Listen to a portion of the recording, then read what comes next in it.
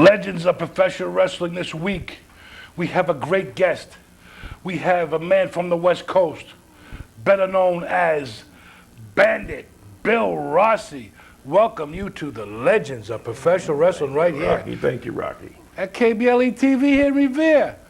My old stomping grounds. The old stomping grounds right here in Revere. We want to welcome everyone here to the Legends this week. We got a great array of inserts for you this week. All the great things this week, Bill. We're going to talk to you about how you broke into professional wrestling, who your mentors were, what the favorite moments you had in professional wrestling, why you wanted to become a professional wrestler, who helped you become a professional wrestler. So go ahead, take the mic and tell us where you started, how you started, and why you started, right here on the Legends of Professional Wrestling. Well, I got to tell you, I owe it partly to this station because I was living here in Revere and happened to turn on Channel 13 one night and there was local wrestling. And being a fan of the business ever since I was a young boy, it was always something I wanted to do, never thought I would do it. And eventually found my way to the Rocky Raymond School of Pro Wrestling. Oh, the Hard Knock School. The Hard Knock School. There was no playing a game there. Oh, no. We had a lot of hot summer nights up there in Malden on Pleasant Street. We certainly did. The toughest training course I've ever been through in my whole life. Oh. And because of that experience, I think it made me a better wrestler. I know it made me a better competitor. And I had about 15 good years of wrestling. So. Now, what do you think about the time of professional wrestling between the time that you broke into the wrestling business, which I believe, what year was that? Around what year was that? That was in 1986. That was back in 86, basically. We had the school over in, I know it was somewhere in the 80s, but you know, in all these, these times in the turning of wrestling, I couldn't get the exact number, but we had the Gullah twins on it. One half of the Gullah twins, Joe, when we had his pitch, he started doing wrestling with some of those guys, and you probably saw Joe Gullah on that station, Channel 13, which was the local, the wrestling that you had there, the local wrestlers that were there. I believe Joe started out with such guys as Hobo Brazil, the Flying Frenchman, all those guys. Now, were those the guys that were on the card that you were watching from Channel 13 at that particular time, or what were some of the names? Well, I can remember I was seeing you, of course. Yeah. And seeing a local man by the name of Richard Byrne that, as it turned out, I chased halfway across the country in an effort to on Channel 13 here in Revere? In the early days, before the cable TV, this is where I first caught Richard Byrne, and didn't actually see him again until about the time that I turned pro and started getting calls from Richard Byrne to work in a show. Of course, I had the best push agent of the whole business right here, Rocky Raymond, who never failed to get me wrestling matches, to book me on his shows, and to get me booked on other shows. And you know, for that, I have to say I owe you quite a bit. Well, we did a great amount of local stuff down the Cape. A lot of shows that were going on weren't exactly the shows like today, we do a local show. No, these shows had the real names on there. They had names like, as you're going to see, Dr. D that you wrestled, as far as Dr. D, David Schultz. Very devastating man. Had a lot of great matches, and if people can remember, that's the guy that clapped the ears of that John Stossel, I believe was his name, and broke the eardrum. And what happened was they thought, oh, well, wrestling was fake. Well, Dr. D was in Madison Square Garden in the corridor with a bunch of other wrestlers.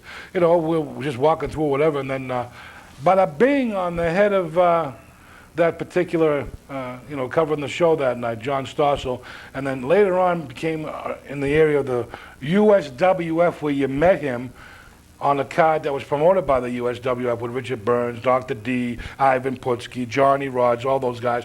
Then one of your big matches that I remember you having was with Stan Lane, one half of the Fabulous Ones, correct, with Steve Curran. They were a big tag team down in Florida.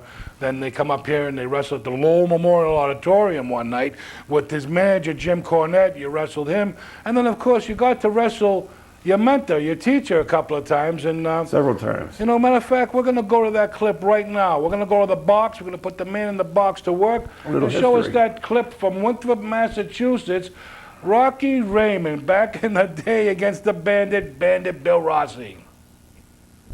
That's my man, the Bandit. an athletic specimen. And let me tell you, I wouldn't want to walk into these guys out on an alley. Holy moly, look at them.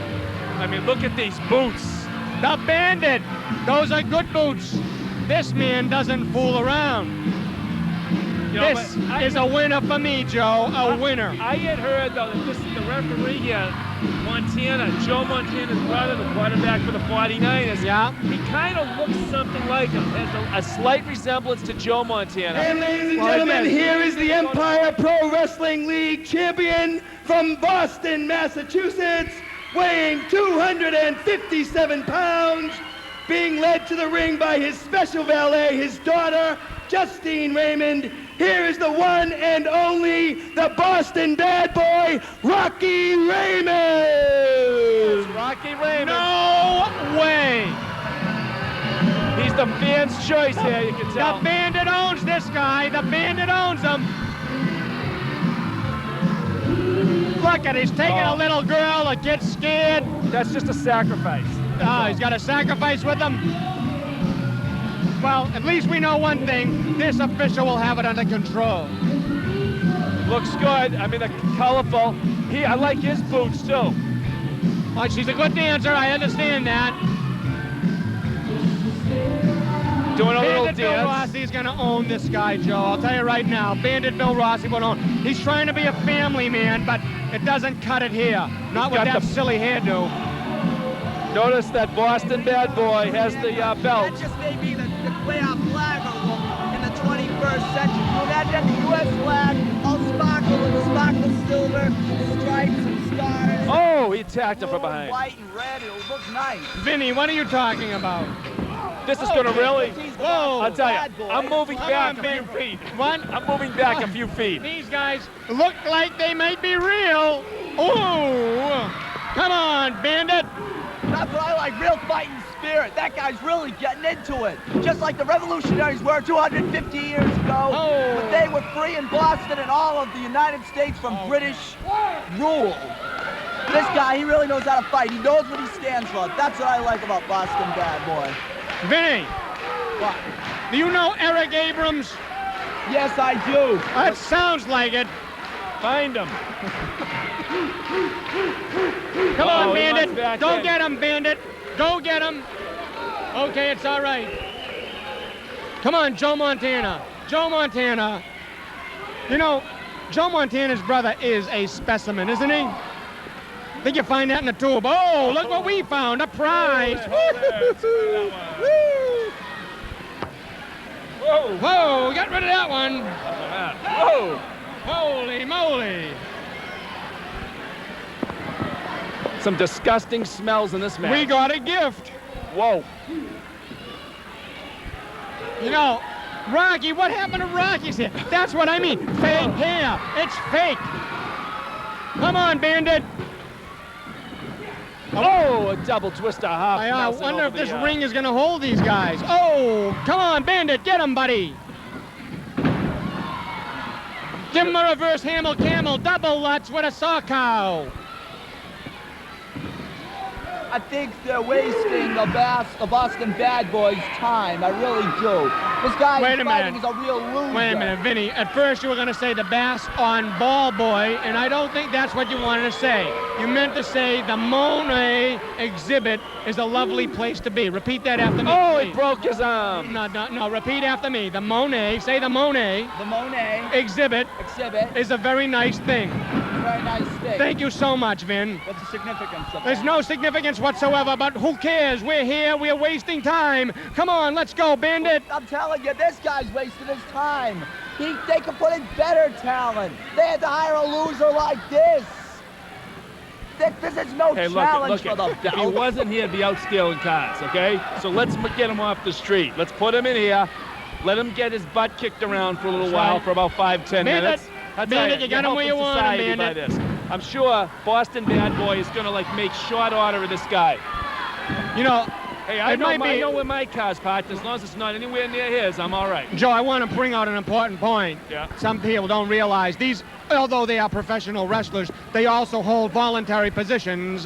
The Bandit is a member of a cloistered order of the Nuns of Holy St. Mary of Woo Woo. Yes, that's true. He is a nun. And don't tell me I know my nuns.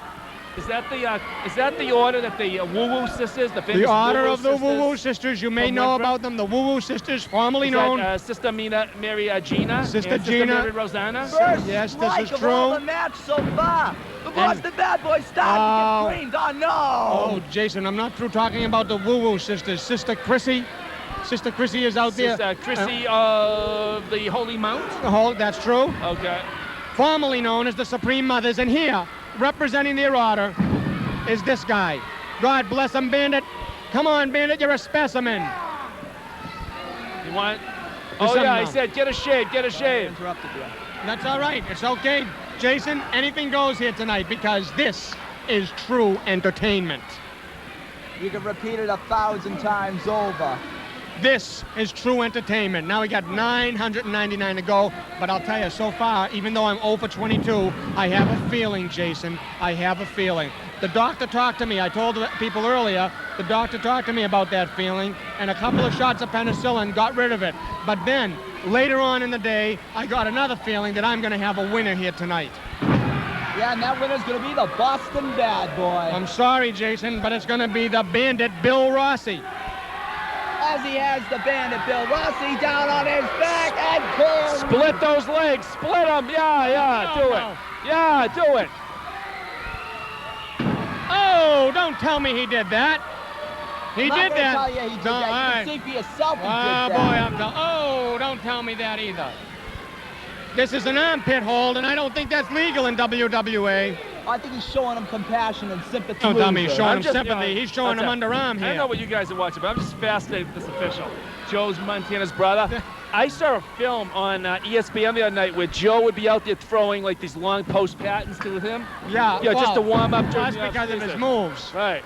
What's his name? Woo Woo Montana? Oh, I mean, Joe and him were gonna both go to Notre Dame together for their college career, but Well, this guy had the better moves. He was a little quicker. Well, New England Tractor Trailer gave him a better Oh, run oh, over there. oh, no! Oh, it's over. Bandit Oh. Bill. And the still New England champion, the Boston Bad Boy, Rocky Raymond. Rocky Raymond, ladies and gentlemen. Wrong. It's wrong. Absolutely. Happening though. Didn't surprise me, folks. And isn't that just the all-American way? You know, this Wow. Boston bad boy, who was really a Boston good guy, has his little daughter there, Yeah. Unbelievable. takes her into the pictures, into the limelight. Unbelievable. Unbelievable, Billy. That was one of the funniest matches that I've had commentated in my wrestling career with that fundraiser for the kids over there with Chris Donnelly over there. We originated that little thing we had once a year. Raised a lot of money, and you had fun. Some of your greater matches here in New England, and that was a fun night. Yeah, it really was, and we got to see some of the kids go into the ring and have a chance of being inside of a professional wrestling ring, and it was a big thrill for them, I'm sure. Probably memories that they'll keep with them for a long time. The only thing I disliked about the whole idea was I lost. You lost. Well, you know something, it was the early days of your career, and you couldn't have lost to a better person, actually. I mean, your mentor, your teacher, dropped an elbow here and there. I remember we went down the Cape one time. I'll tell a story about when we wrestled down the Cape. One night we wrestled in the outdoor show, and then we went a couple of miles the other way, 10 or 15 miles the other way, and we wrestled in an indoor. The first show I wrestled, you were the bad guy. Right. I was the good guy. I was Playboy Rocky Raymond, you were the Bandit Bill Rossi. We went 15, 20 miles the other way. I was the Boston Bad Boy, you were just Bandit Bill Rossi. Now tell the fans how bad I was. Tell a couple of things that went on, the difference between different shows. Well, the outdoor match was my favorite. It was a 1 hour time limit. Excuse me, we went 59 minutes in that 1 hour outdoors to a capacity crowd. It was an absolutely fantastic match. Several times we both had a shot at winning the match, but again, the man who taught me everything that I know didn't teach me everything that he knows. Well, that was for the New England title at that time. At that particular time, that was when there weren't very many regional titles, and where I was locally from New England, wrestling all around New England with Kowalski and all the towns, and wherever it was a tough road. We wrestled in a tournament. It had to be a 2-day tournament with a lot of guys where I won that New England title. But you were a good student. You really were. You came to the school. You trained hard. You got some real private tutoring. You got to wrestle with my nephew, which was not too many people got the three-way. You know, me, my nephew, and you, which made it easier for you to learn the things that when the rest of the school was there, when we built it up to 10, 15 other guys that are at the school, you got to focus on learning the stuff firsthand, which you had your first big match in Revere at the Wonderland Ballroom against Eric Sprazier. That was one of your, I believe that was your first professional match. My first professional match, and I wasn't ready at that time. I thought I was, and I was grateful for the opportunity to get on the card. However, I did leave that match that night with bruised ribs, and realized that no matter how hard I worked, I still needed a lot of improving, and so it was time for me to go back to the gym, back to the Rocky Raymond dungeon, as it were, and learn how to be a professional wrestler. That was a dungeon. Them hot summer nights up at that wrestling school in Malden, there was no air conditioning. It was the air was very thin, and a lot of times in the summer, like I mentioned, you got to train one-on-one because a lot of the guys wouldn't show up when it got to be hot, and it paid off at the end because you got the better matches, because you got the better bookings. You got to wrestle Dr. David Schultz. You were in another match we're going to show momentarily against Stan Lane, one of the fabulous ones with Jim Cornette. You got to travel down and you wrestled with some of the great ICW wrestlers on International Championship Wrestling, which was televised throughout 82 different syndicated all around, 82 different, television programs where where Mario Savoli, dropped off the tapes wherever he went.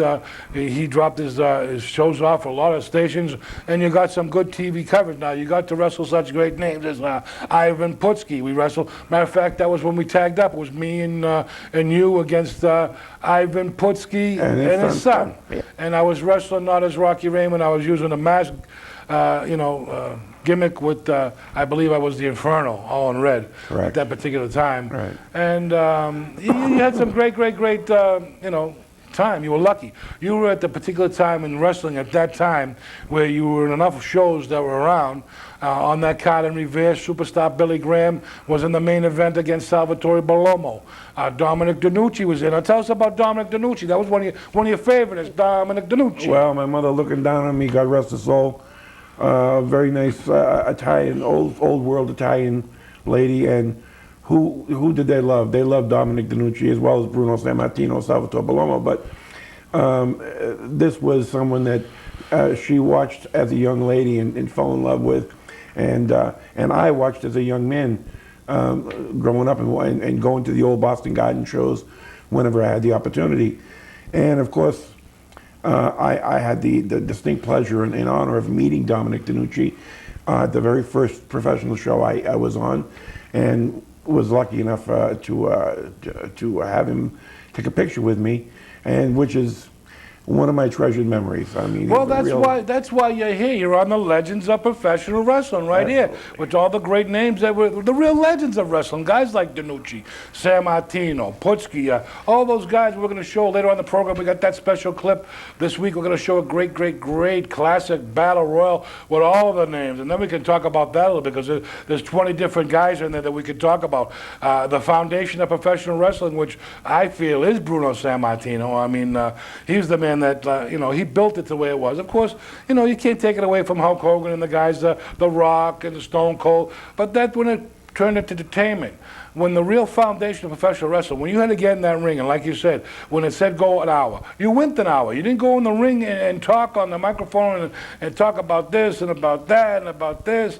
It's the way it went. But now, the change. Tell us how you feel about when the time that you broke into professional wrestling and the time of now, the difference in the change, and the change and what. How do you think you fit in right now, Bandit, being a super heavyweight champion? Yeah, well, not very long, especially after what you see out there now. A lot of the promotions more about how fast they can go and fitting 100 moves into a wrestling match, and it isn't realistic. It's not. The psychology is doesn't what it is. look The like psychology wrestling of it. anymore. There's no psychology. Yeah, There's no build-up. there's no doubt that reiterating what you said earlier about my having been in the ring with a lot of these big names, I was fortunate to get into the business in '86 when a lot of those guys that you see in the legends and the Hall of Fame now, because several of the Hall of Famers I had the honor of wrestling, and can honestly say I would rather have lost to them than to lose to some guy like me who, has an ego and not a status in that You business. got to remember today, there's a lot of wrestling organizations. I get a newsletter out of called the Chatterbox with a friend of mine, Georgianne Macropolis, and she has a couple of columns, wrestling talk in there, and she has Alpha has one in there, Puppy. He has a column on his wrestling school, the XPW, out in Pennsylvania, and telling about how wrestling, how it is then, how it is now, and all the stories. But they don't have the storylines, not so much the storylines, but I remember I used to go to Boston Garden. If I went to a wrestling match, it would be Bruno Sammartino against Cowboy Bob Duncan. That match was a great build-up. The build-up was so intense. You'd get to the edge of your seat and you'd be wondering what was going to happen. Then the Grand Wizard, the manager, would get up. And then before you know it, something happens, disqualification. Built it up for the next match. The next match was another match. Then the other one would run outside the ring and say, well, you know something? The third match became a steel cage match. It was a build-up. Now, what they're doing on TV is they're giving it to you. 1, 2, 3, 4. They're lining it up where there's just no suspense. There's no logic to the match because you're seeing the same, I call it generic because it's the same thing week after week after week. You're seeing the same moves. You're seeing this one doing that and that one doing this. And the only comparison to wrestling is that it's called wrestling, but now it's an entertainment wrestling. It's nothing like it was back in the day when we were wrestling, when the legends, when Bruno went into the ring and he put his 100% into the match, and whether he had a broken nose, cracked ribs, broken fingers or knuckles or whatever, neck injuries, go on and on. I mean, there was only one time when I interviewed Bruno, and he said to me there was only a couple of times where he actually did miss the match. Was one time when he wrestled Stan Hansen in Madison Square Garden. He got hit with that lariat, and the lariat broke his neck.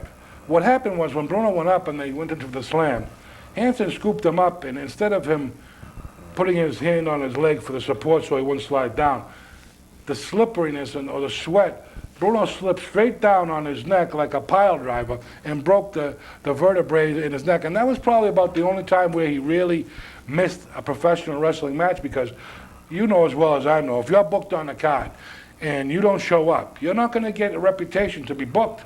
You're not going to get much of a reputation, but you have to be there time after time after time. And they look and they say, oh, let me say, oh, look at this guy. Let me look on this paper here. He's got a good, he shows up. He's on time.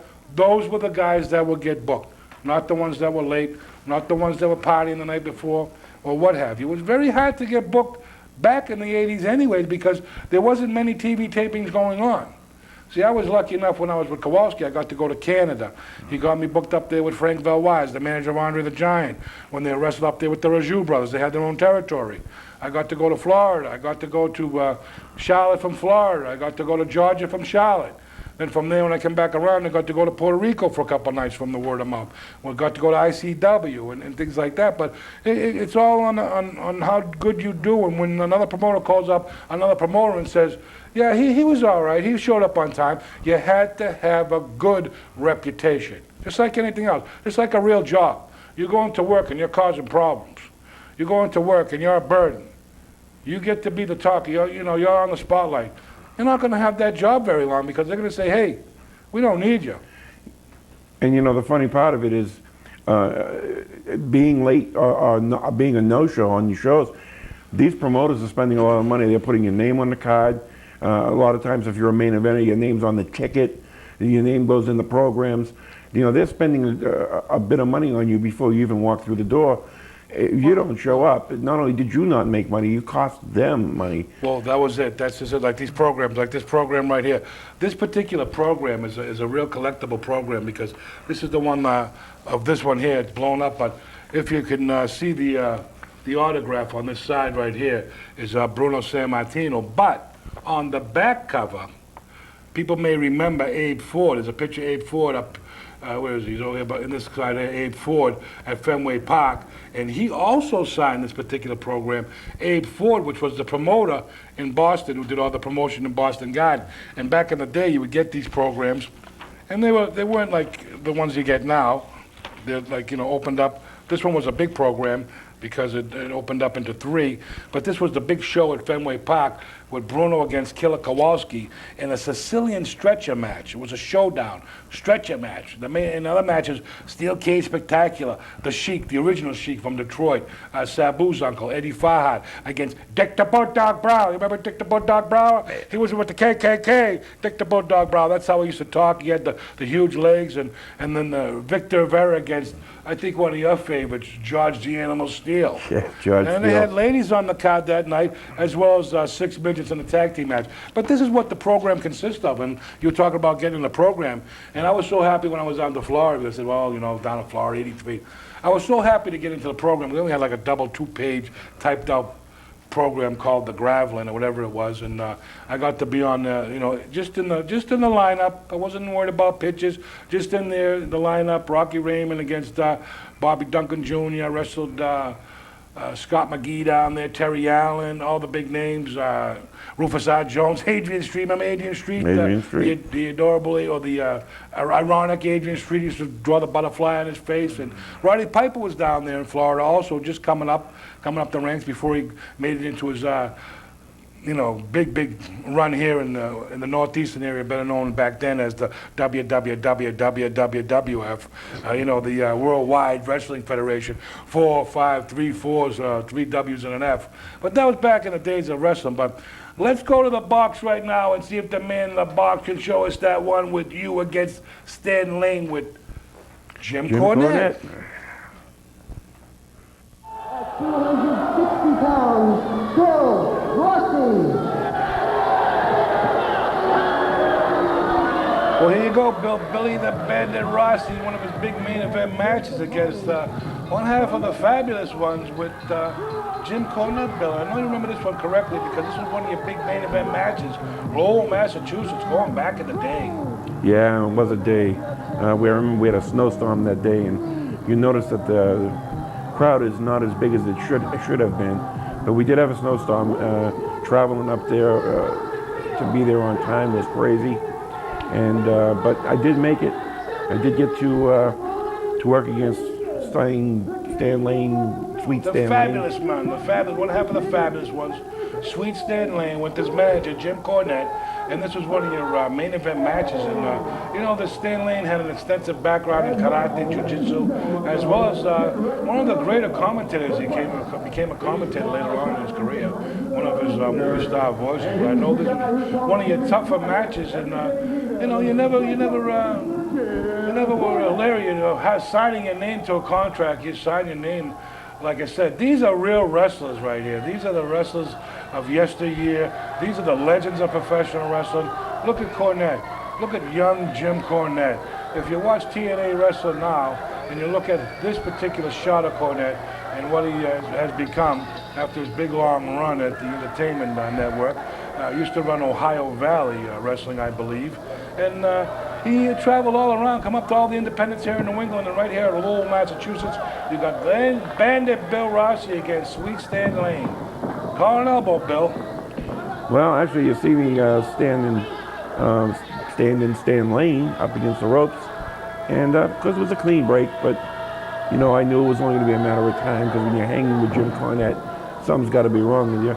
Well, I don't know why you just gave him a clean break. I would have cracked him right upside the head. There you go, an arm drag now by Stan Lane on the Bandit Bill Rossi. And I want you to understand, Rocky, I was trying to make myself a reputation of being a good guy and playing by the books and playing by the rules. I did the best I could for as long as I could, but you know something? After a while, you get tired of losing. Well, there's a side headlock now on Stan Lane. And I shot Bandit Bill Rossi right there. As you can see, those are cable ropes, as you can see. Shoot you off with the velocity. You lost your step there a little bit. Then you got a back kick by Stan Lane. There's that karate background that I mentioned about. He was devastating. Right in the midsection. That one caught you. He really was. He was a devastating worker. He was relentless. He had more energy than anybody I think I've ever wrestled before. And it doesn't take Stan Lane long. Well, you know what I don't understand is, you get hit with something that you can see coming at you, but as you can see, the reverse spinning back kick, if you will. And right now, you're winding it up on Stan Lane as he goes for the ropes, going for higher country. I don't think he wanted to match the strength with you, because you went about 320 there, say about 320, somewhere in that ballpark, and you got the muscle and you got the little bit of size on Stan Lane. And Cornette don't like it. He don't like it outside the ring. No, Cornette's he's a crazy person anyway, you know. It isn't going to be long before he uses that tennis racket. I don't think I've ever seen the man at a professional show without him using that tennis racket. Well, the tennis racket was one of the reasons why he got barred from several, arenas as well. Then again, he's hitting with those karate kicks in the front and the back, very devastating, much like the matches you had with Richard Burns that you mentioned earlier. Superstar Richard Burns, the master of the Kung Fu, Jiu-Jitsu, and all that martial arts stuff.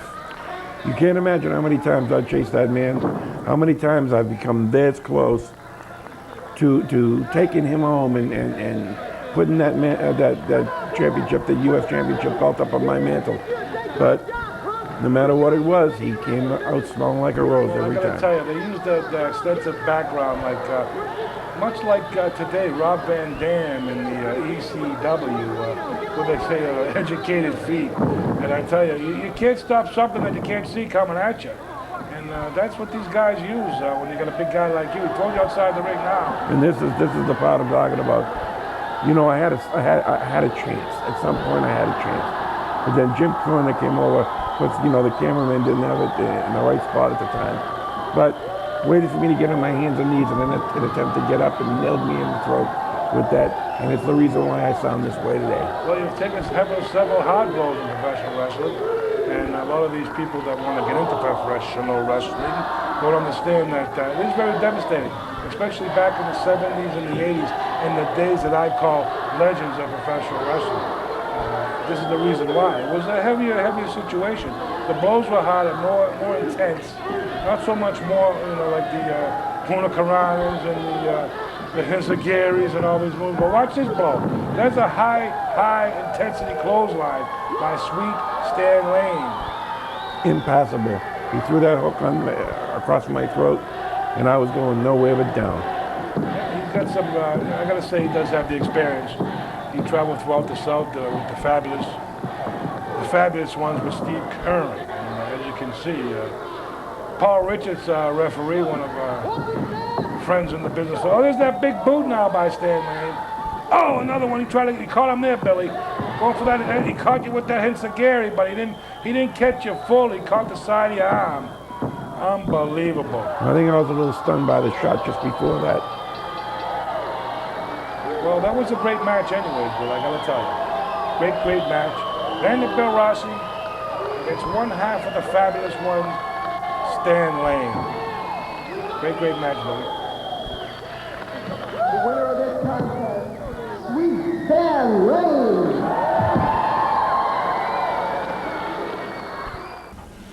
Well, another great match, Billy, with Sweet Stan Lane. Another one of your higher up matches with, not a no-name wrestler, if you will. Yeah, Stan Lane, tough competition, but I enjoyed every bit of it. Like I did with every time I wrestled. Win, lose, or draw. I did this because I love doing it so much. And it certainly wasn't for the money because, back in those days, it isn't like it is today.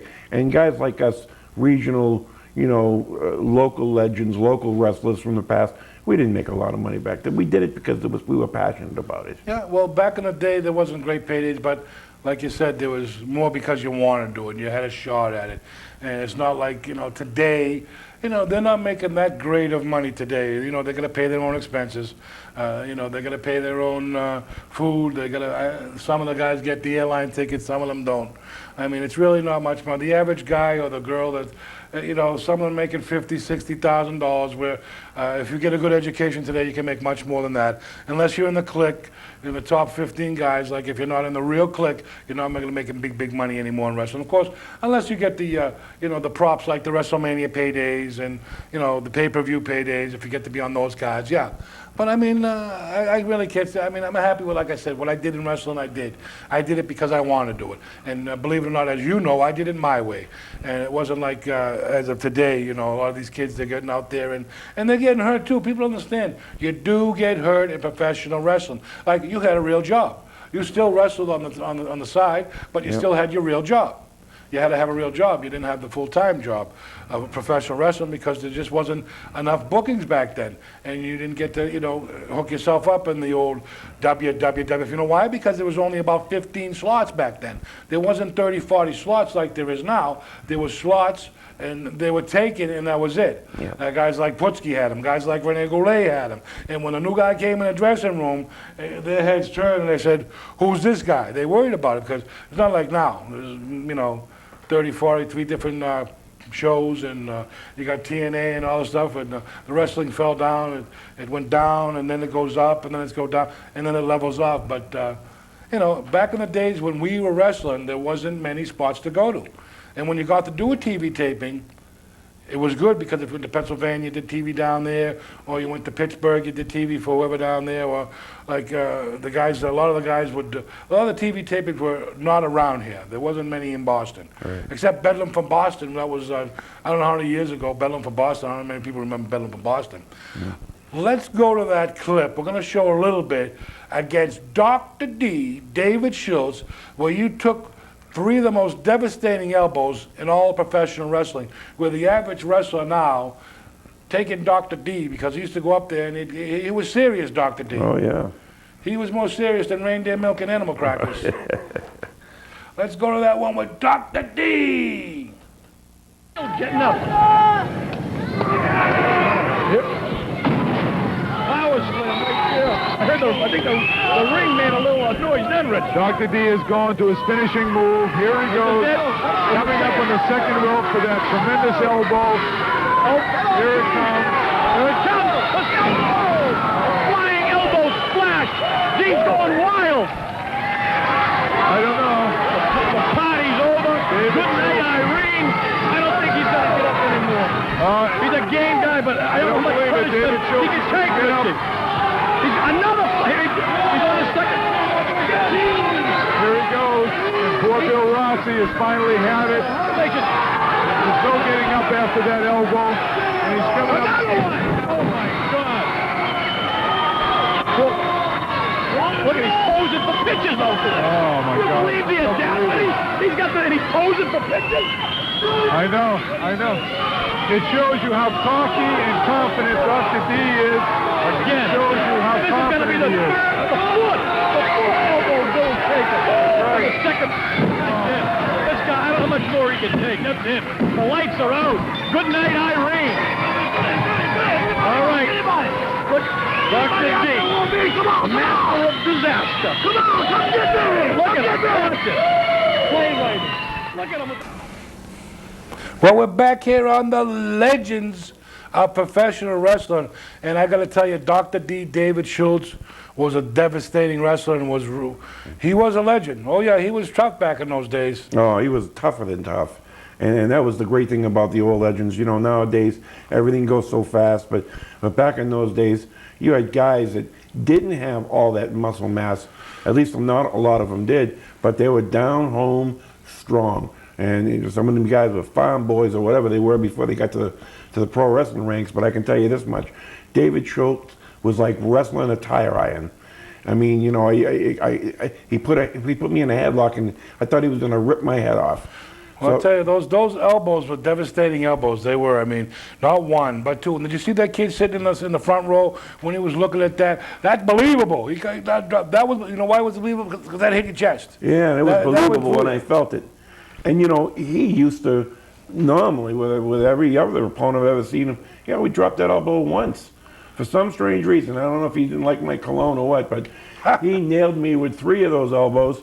And I can remember after the second one, seeing him put his finger up and say one more, and all I remember thinking to myself was, not another one. I can't take another one. I can't even move as it is. And bam, here he comes about 12 seconds later. I don't even know. I don't remember getting out of the ring. Well, I got to tell you, you wrestled a lot of the great names. I did. I was very And fortunate. you got to wrestle the Iron Sheik. You were in there with Dr. D. We saw Dr. D clips of it. We saw Stan Lane.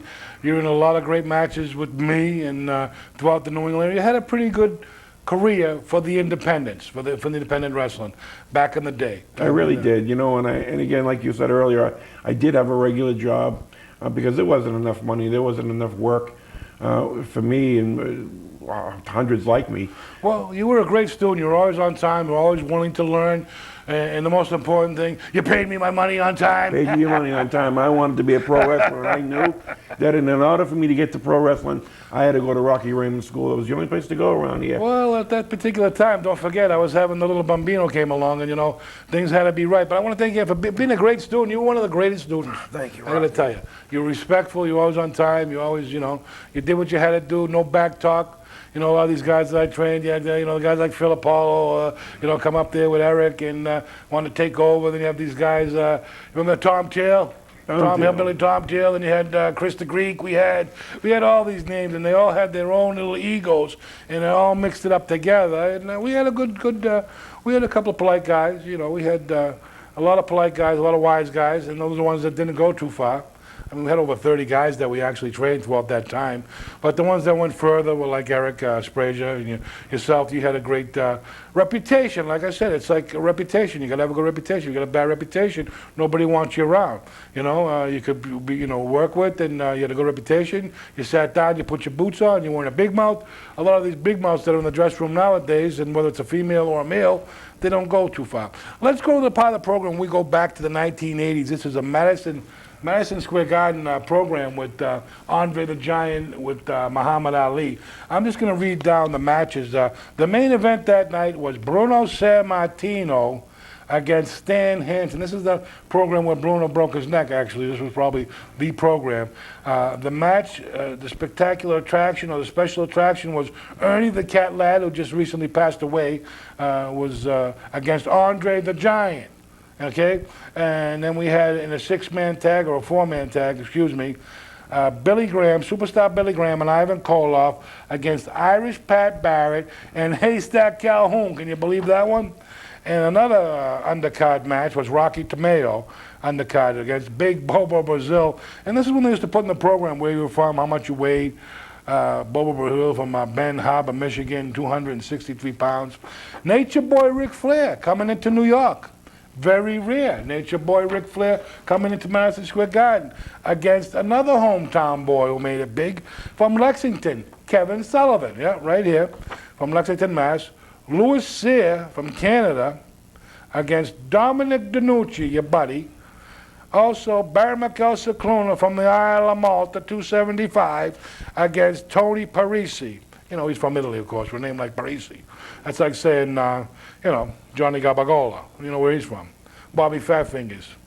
All right, Johnny Rods from Brooklyn, New York. Good old Johnny. Against Louis Cerdan. And that was it. There was no other ones. There was no coming out. There was no silly props, silly tops, and all that. You know, there was just a regular wrestling card, which was what I call regular professional wrestling. Superstar Billy Graham.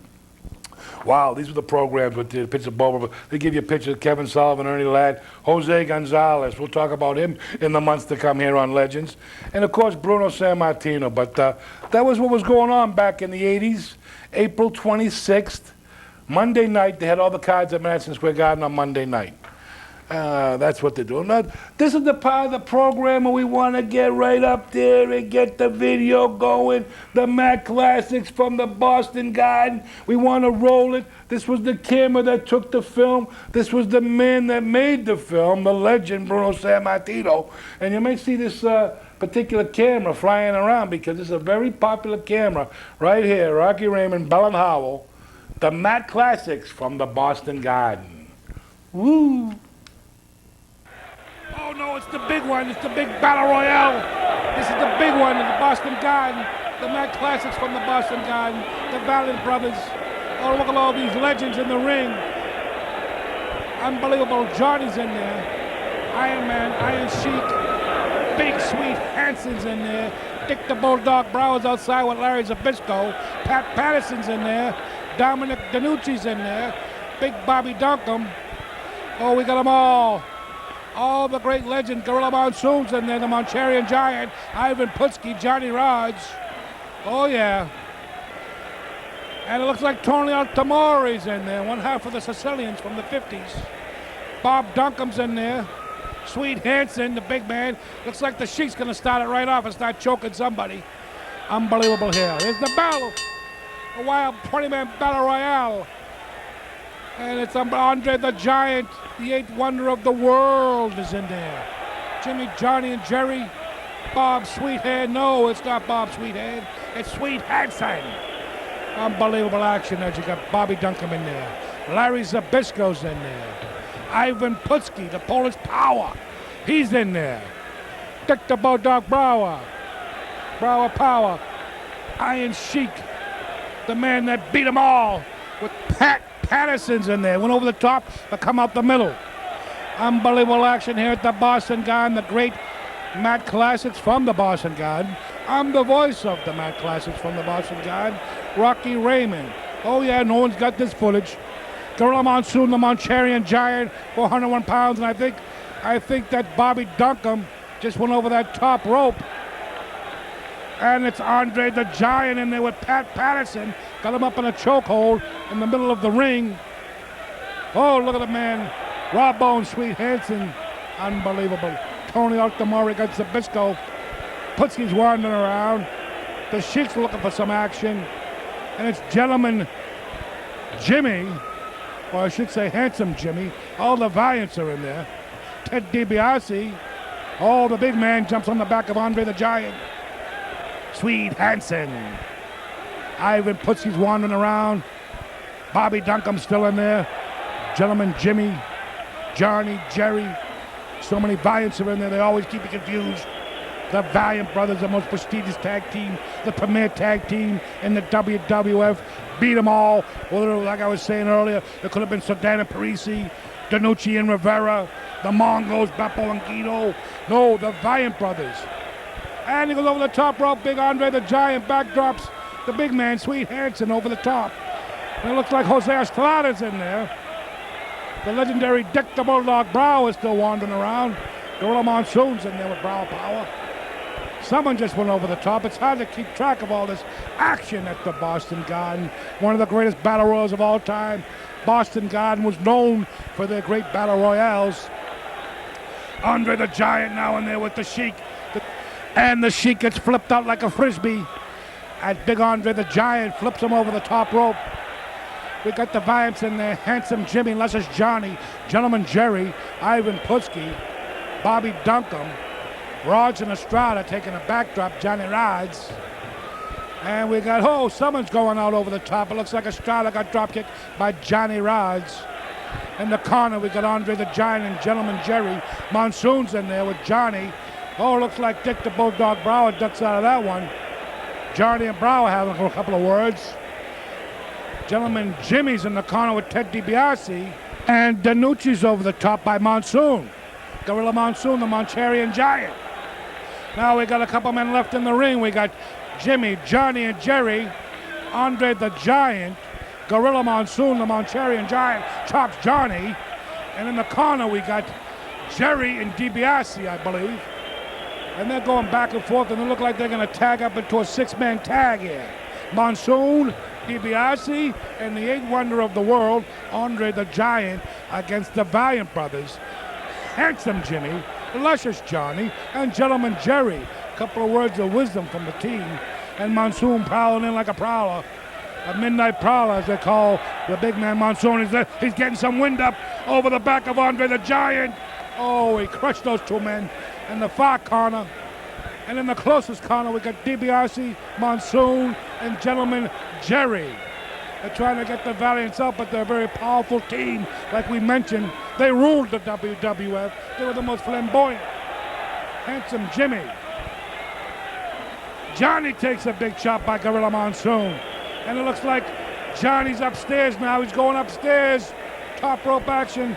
Jimmy in the air. Oh, he caught him with that double axe handle now. And Gorilla Monsoon. And it looks like they're going to have their way with the Manchurian Giant going over the top. Oh, no. The ring's going to collapse. The ropes have just collapsed. And it's Jimmy Valiant backdropping Ted DiBiase and Johnny. Johnny's trying to make a tool out of that top rope. Trying to pull it off now. As Gentleman Jerry and Jimmy work on Andre the Giant, the 8th wonder of the world, in this Battle Royal, over the top Battle Royale. $10,000 going to the winner outside the ring, the referee Eddie Santa Maria. And they're choking on the Giant now. They're bearing down. Oh, the Giant breaks away. Jimmy Valiant don't know what to do. Jerry, Johnny, all three now. The ring looks like it's going to collapse now. The Valiant brothers taking control of Andre the Giant. They're going to work him over as Handsome Jimmy puts a boot to the midsection. And he's trying to get the Giant up. And there he goes, another big boot by Jimmy. Jimmy hitting him hard now. Oh, there's no rope to hit there as he runs in. Oh, another right hand to the side of the head of the Giant. And Jimmy now. Oh, he takes a big boot to the side of the kisser. Jimmy over the top. Collision. There goes Johnny. There's only one man left. Big brother Jerry. Gentleman Jerry's in there with the 8th wonder of the world. Unbelievable. Jerry. Oh, a crashing. Oh, that's an unbelievable crash on the side of the head. Turn him around now. Oh, a swallowing headbutt. He swallowed him up with that one. Now he's going to set him up with a big atomic drop like nobody can do over the top. And the winner of the fall of the match, the 8th wonder of the world, Andre the Giant. Unbelievable here in Boston. The Boston Garden Mat Classics. Andre the Giant. And the crowd here in Boston going wild for the 8th wonder of the world. There he is, Andre the Giant. Those were the good old days of the Boston Garden, Billy. We used to love to go to those matches. Oh, yeah, the great old Boston Garden. There's nothing like it. The second greatest venue, I think, beside Madison Square Garden for live wrestling. And let's face it, all the biggest names and the biggest matches in the whole world were happening at Madison Square Garden, Boston This Garden. little camera right here, believe it or not, took that great footage, and it had lots and lots more where that came from. In the weeks to come, we're going to show some great matches with the Mat Classics from the Boston Garden. I win every month with this faithful camera and filmed it with the Super 8 camera, and that Battle Royal was unbelievable with the Valiant Brothers, Handsome Jimmy, Luscious Johnny, Gentleman Jerry, all those guys. Those are the real frontier guys in there. And mat wrestling. You didn't see as much jumping off the top ropes. I mean, there was a little here and there. But for the most part, those guys were down and dirty on the canvas, getting burned, getting hurt, getting crushed, and getting ready for the next match. Look at the names that were in there. Unbelievable. Iron Sheik, Pat Patterson, the Intercontinental The Champion. best of the best right there, all in one ring. Dominic DeNucci was in there. You got Dick the Bulldog Brow, my buddy Brow Power. Used to love to make fun of him when he used to wrestle Pedro Morales. Remember I got that Pedro? Remember I got that Pedro Morales? You know, they get the crowd into it. Like I said, the crowd was with it. That was a battle royal, not these battle royals that you see now with these guys. They're looking around. They don't even know what they're doing. Did you see the Valiants? They threw Monsoon over the top rope. The ropes broke. They brought it into the match. They made the match part of it. Whatever happened, they knew what to do. Andre the Giant, devastation, threw him over the top rope.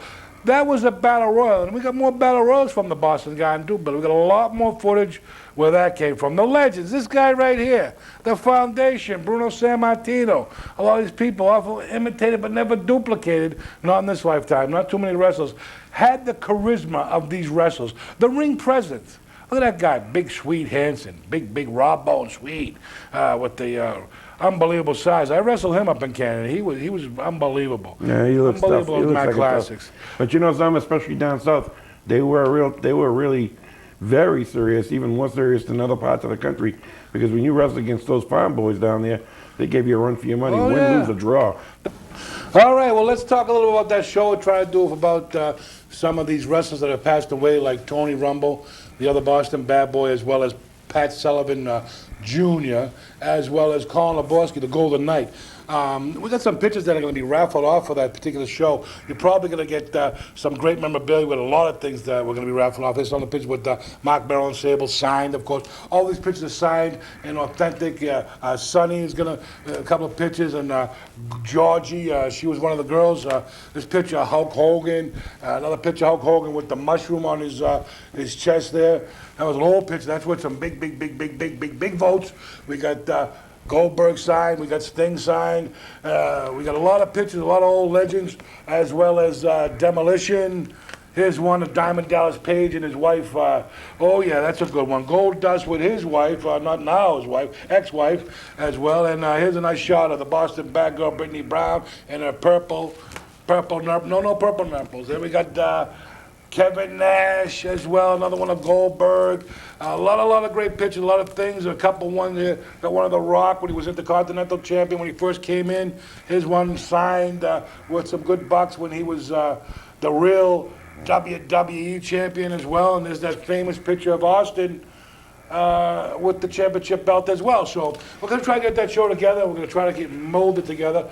Look up on our website there, or leave a note if you'd like to get tickets, or how can you get tickets and when the show's going to be. We're going to let them know in the months to come. We're trying to get it locally somewhere in this area, because Pat Sullivan was from Charlestown, Colin Laborski was from Revere, as well as the late, great Tony Rumble, the Club Wrestling NWA, also was from Revere.